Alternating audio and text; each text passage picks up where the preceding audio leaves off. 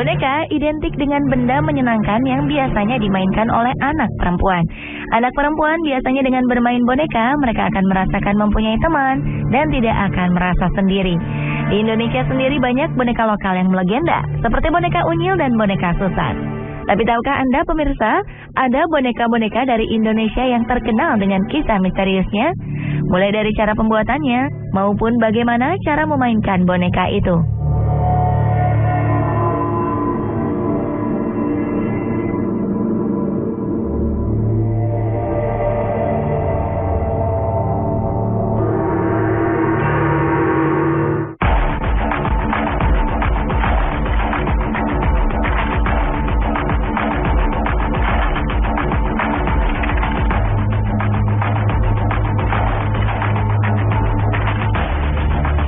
Boneka si Gale-Gale berasal dari Pulau Samosir, Sumatera Utara. Bentuknya menyerupai pemuda laki-laki berpakaian khas Sumatera Utara, lengkap dengan kain ulos ciri khas suku Batak. Boneka si Gale-Gale kerap diidentikan dengan boneka kematian oleh masyarakat Batak.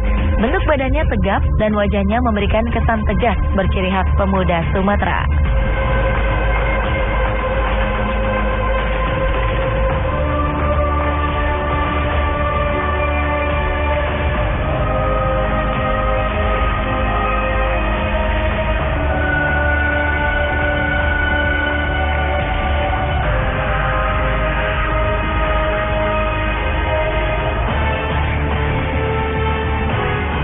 Boneka khas dari Sumatera Utara ini seperti perawakannya merupakan lambang dari pemuda yang bekerja keras dan sayang terhadap keluarga.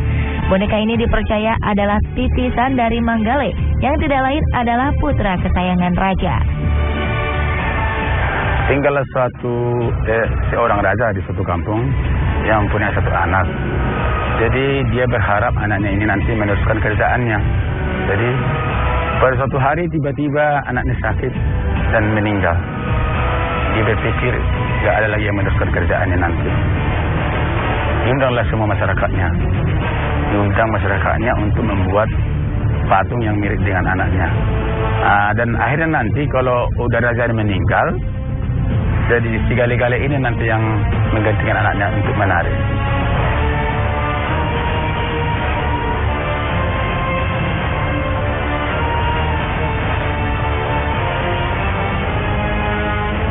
Konon, pembuatan boneka si Gale-Gale juga mempunyai unsur mistik yang kental.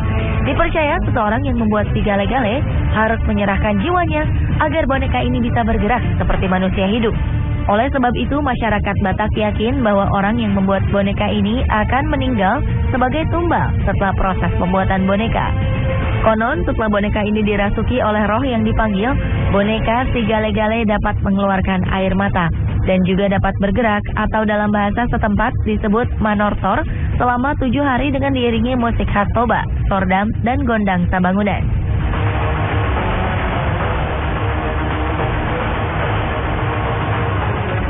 Kini boneka si Gale-Gale dipakai sebagai alat peraga di kesenian Pulau Samosir.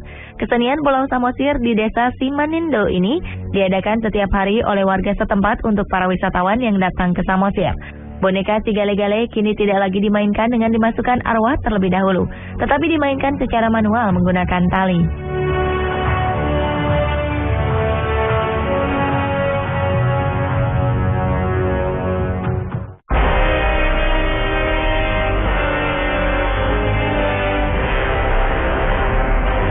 Apakah Anda merasa takut dengan benda bergerak berikut ini? Inilah ondel-ondel. Tidak sedikit di antara kita, terutama anak kecil yang merasa takut untuk sekedar melihat wajah dan perawakan dari boneka yang satu ini. Perawakannya yang seperti raksasa dan wajah yang seram membuat setiap orang menyingkir bila melihatnya dari jarak dekat. Ondel-ondel berbentuk boneka besar yang terbuat dari rangka anyaman bambu dengan ukuran kurang lebih 2,5 meter. Rambutnya dibuat dari ijuk. Orang Betawi biasa menyebutnya dengan duk. Mukanya berbentuk topeng atau kedok dengan mata bundar melotot. Ondel-ondel konon telah ada sebelum Islam tersebar di Jawa. Dulu fungsinya sebagai penolak bala atau semacam azimat. Saat itu ondel-ondel dijadikan perwujudan leluhur penjaga kampung. Tujuannya untuk mengusir roh-roh halus yang bergentayangan mengganggu manusia. Oleh karena itu tidak heran kalau wujud ondel-ondel dahulu menyeramkan. Seiring perjalanan waktu, fungsi ondel-ondel kini berubah. Ondel-ondel menjelma menjadi seni pertunjukan rakyat yang menghibur. Biasanya disajikan dalam acara hajatan rakyat Betawi, penyambutan tamu kehormatan, dan penyemarak pesta rakyat.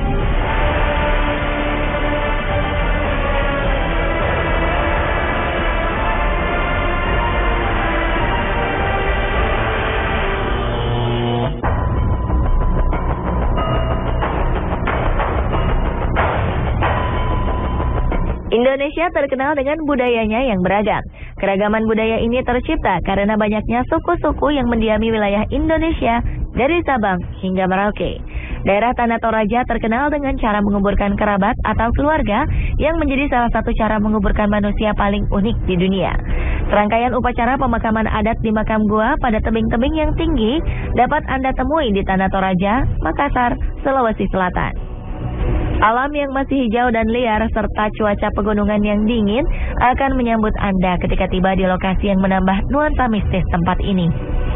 Uniknya di lokasi dinding tebing sekitar gua tempat menyimpan jenazah, Anda akan melihat deretan patung kayu atau yang biasa disebut tau-tau.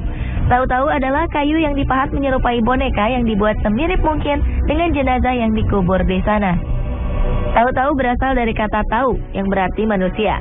Jadi, tau-tau secara harfiah berarti orang-orangan. Dalam konteks upacara pemakaman budaya Toraja, tau-tau bukan menggantikan raga si manusia yang meninggal, melainkan menjelaskan roh manusia yang meninggal tidak ikut mati dalam kuburnya. Ini merupakan warisan kepercayaan asli bangsa Toraja. Tau-tau yang tinggi aslinya bisa mencapai 1,5 meter, menyimbolkan kehidupan orang yang meninggal dalam mengarungi kehidupan berikutnya. Berdasarkan status sosial orang yang meninggal, bahan dasar pembuatan tau-tau terdiri atas 3 jenis kayu. Untuk status sosial terendah, tau-tau dibuat dari bilah-bilah bambu yang diberi nama tau-tau lampa.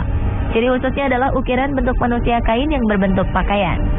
Jika yang meninggal berasal dari kelas menengah, tau-tau dibuat dari kayu randu atau yang dalam bahasa setempat disebut kayu kapok. Untuk status yang paling tinggi, tau-tau dibuat dari kayu nangka.